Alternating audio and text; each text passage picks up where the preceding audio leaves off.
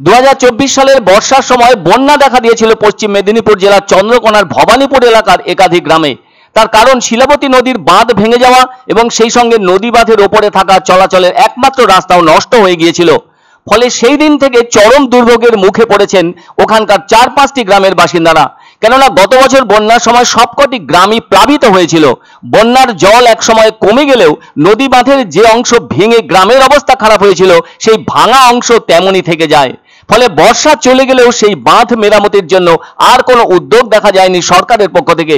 বিশেষত সেচ দপ্তরের পক্ষ থেকে সেভাবে বাঁধ সারাইয়ের জন্য কোনোভাবে অর্থ বরাদ্দ করা হয়নি। তাছাড়া ওই নদী বাঁধের ওপরই ছিল গুরুত্বপূর্ণ গ্রামীণ সড়ক, সেজন্য নদী বাঁধ ভাঙায় সেই গ্রামীণ সড়কের পরিস্থিতিও চরম খারাপ হয়ে গিয়েছে। ফলে ওই গ্রামবাসীরা চরম দুর্ভোগের মধ্যে পড়ে যাওয়ায় ভেঙে যাওয়া নদী বাঁধের সেই ভেতর দিয়েই ঝুঁকিপূর্ণ যাতায়াত করে আসছেন। বর্ষাকাল শেষ হয়ে শীতের মরশুম পড়ায় গ্রামবাসীরা ভেবেছিলেন পুজোর আগে নিশ্চয়ই সরকার মুখ তুলে চাইবেন তাদের জন্য, কিন্তু তাদের সেই আশার প্রতি সরকারের তেমন কোনো উদ্যোগ দেখা যায়নি। তাদের সেই দুর্ভোগের ছিটে ফোঁটাও কমলো না, বরঞ্চ দুর্ভোগ আগের চেয়ে আরো বেশি বেড়ে উঠল। তাদের মধ্যে অনেকেই মনের দুঃখে ভাবতে শুরু করলেন, সরকার তো ভোট চায়, মানুষের জীবনের কষ্ট যন্ত্রণা দূর করতে চায় না, ফলে কি আর করবেন তারা, ভোটই দেবেন।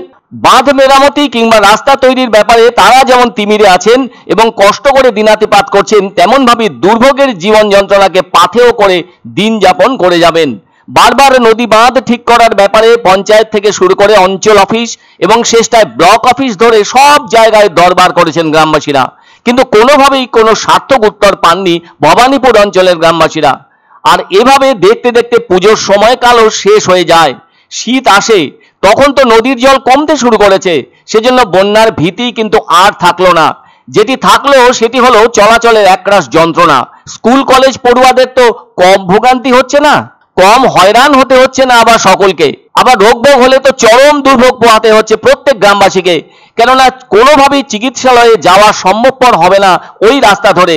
সেই ভোগান্তির ছবি একমাত্র তাদের জীবনের পরতে পরতে রয়েছে।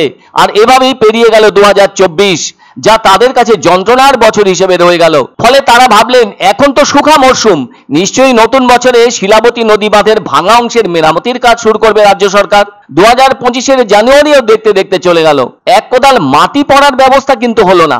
আবারও ধীরে ধীরে এগিয়ে আসবে ওই কঠিন বর্ষা, তাহলে তো আর রক্ষে থাকবে না তাদের জীবনের। নদীর জল আবারও ওই বাঁধের ভাঙা অংশের ভেতর দিয়ে জমিতে প্রবেশ করে ফসলের 12টা বাজিয়ে দেবে।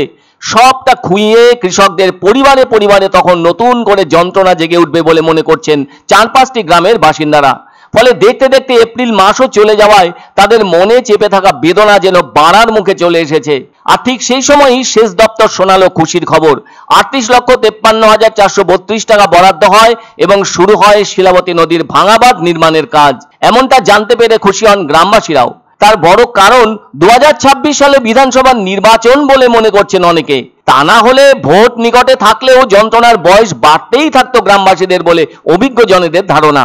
ও এলাকার মানুষ যথেষ্ট করে খুশি এবং খুব সামনে আবার এটাও আবার মাথার মধ্যে একটা আবার ঘুরপাক খাচ্ছে যে সামনে আবার বর্ষা, যদি বর্ষার আগে যদি না হতো কিন্তু সমস্যায় আরো সম্মুখীন হতে হতো আমাদের। বন্যার সময় বাঁধ ভেঙে যাওয়ার ফলে এই 2-3টা মৌজার ফসল নষ্ট হয়ে গেল এবং যাতায়াতের অসুবিধা হচ্ছিল, এবং যাই হোক এখন প্রশাসন বাঁধছে, এর জন্য প্রশাসনকে অসংখ্য ধন্যবাদ। এবং বাঁধটা বাঁধা হয়ে গেলে আমাদের যাতায়াত বা ফসল আর নষ্ট হবে না।